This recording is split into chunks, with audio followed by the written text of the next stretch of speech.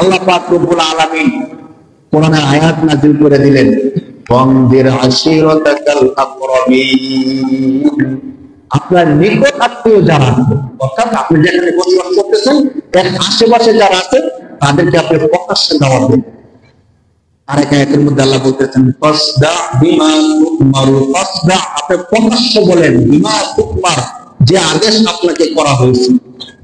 ওয়াহিদ আনিল মুশরিকিন, এতদিন মুশরিকদেরকে ভয় পাইছেন, হ্যাঁ মুশরিকদেরকে গনিয়া করছেন, এখন আর গনিয়েন না। আপনাকে আমি যা বলতেছি তা প্রকাশ্যে আপনি বলতে থাকেন, ফাসদা বিমা তুমারু ওয়াহিদ আনিল মুশরিকিন, আপনার যে দ্বীনের দাওয়াত, আল্লাহর দিকে মানুষকে আহ্বান, আপনি প্রকাশ্যে আহ্বান করতে থাকেন।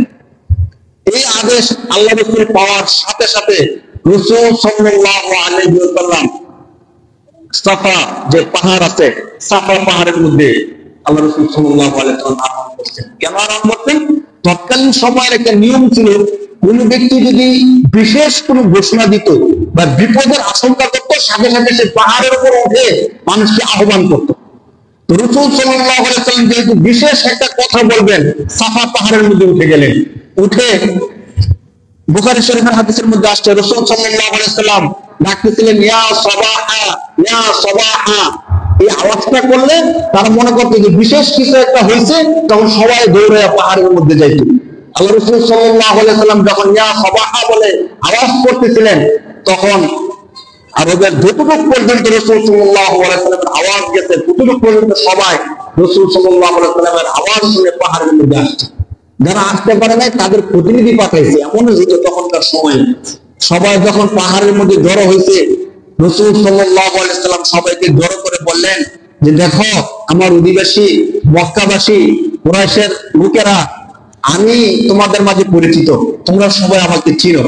এখন আমি যদি তোমাদেরকে একটা সংবাদ দেই, সংবাদটা কি? যে পাহাড়ের অপর পাশে একজন শত্রু আছে যারা তোমাদেরকে আক্রমণ করার জন্য প্রস্তুত। এমন একটা কথা যদি আমি তোমাদেরকে বলি, তোমরা কি আমার কথা বিশ্বাস করবা?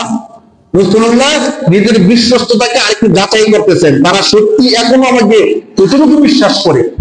রাসূলুল্লাহ যখন এই কথাটা বলছেন যে আমি সংবাদ দিলে তোমরা কি বিশ্বাস করবা, তখন সবাই সমস্যা বলছে যে অবশ্যই, আপনি আমাদের মাঝে আল আমিন, বিশ্বস্ত নামে পরিচিত, আপনাকে আমরা কেন বিশ্বাস করব না? এ কথা কিন্তু সবাই বলছে, একটু খেয়াল করেন।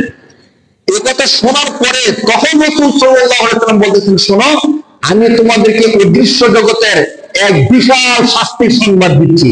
তোমরা যদি মহান রবকে না মানো, তাহলে তোমাদের মৃত্যুর পরে এমন এক যন্ত্রণা দায়ক জীবন তোমাদেরকে নিতে হবে, যে যন্ত্রণা শুরু আছে শেষ নেই।